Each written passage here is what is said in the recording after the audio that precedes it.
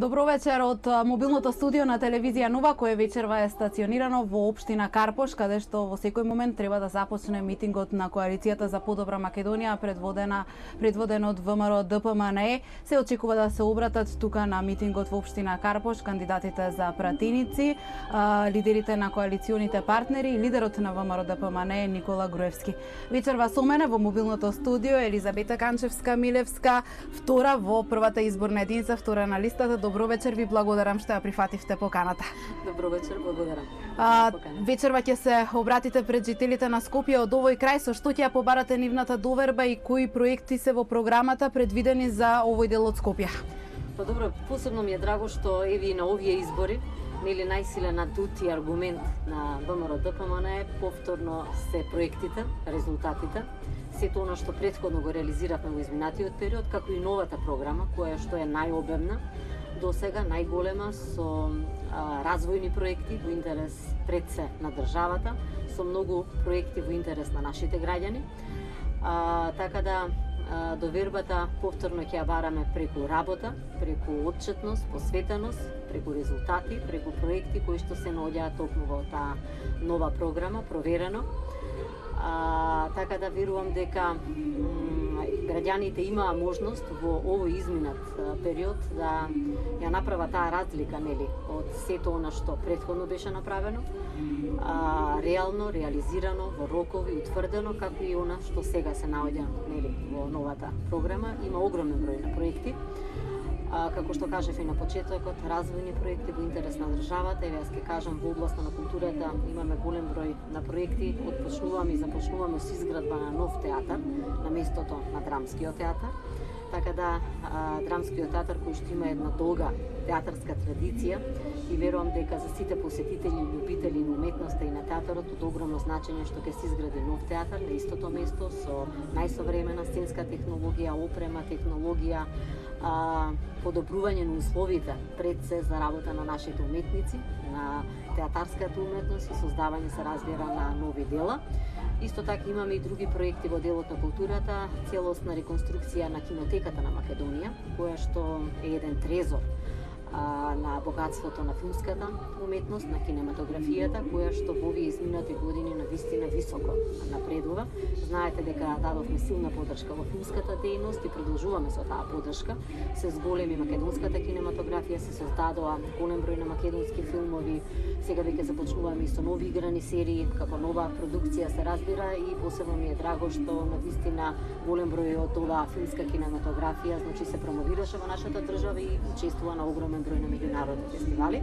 Така да ќе имаме реконструкција на кинотека на Македонија со една обновена нова музејска поставка која што ќе ја отсликува најстарата филмска индустрија, тоа е Вардар Филм Македонија. Верувам дека таа нова музејска поставка исто така ќе даде голем бенефит за самата кинематографија и за сето оно што ќе биде представено, нели, во таа музејска поставка. Ќе ја спомнам и реконструкцијата на најголемиот антички театар, тоа е Скупи, овде во општина Карпош, каде што се започнува со целосна негова реконструкција со капацитет до 9000 седишта, кои што ќе дадат една одлична можност за промоција на нашето вредно културно наследство и сепак ставање во функција на театарот за најразлични културни настани и еден побогат културен живот токму овде во Скопје. Во изминативе 2 години, додека траеше политичката криза, се изнаслушавме се и се што, видовме се и се што.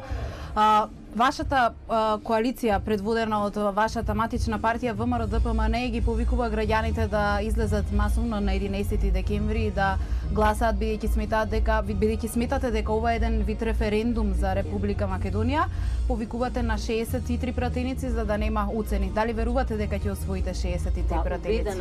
Убедена сум дека ќе освоиме 63 пратеници. Повикуваме, нели, на 63 пратеници за едно стабилно мнозинство во собранието, да не подлегуваме на никакви уцени, да продолжиме со просперитет на нашата држава, со иднината не само на сегашните генерации, на младите поколенија, на идните генерации, се разбира. Затоа велам, поминаат 2,5 години на една деструктивна голема криза која што ја создаде Социјалдемократскиот сојуз и верувам дека во овој изминат период граѓаните имаа можност да ја забележат и да утврдат таа деструктивна криза. Знаете, некој кој што посегнува по националниот идентитет, по македонските вредности, по историјата, културните вредности, видовме све што се направи во овие изминати 2 години.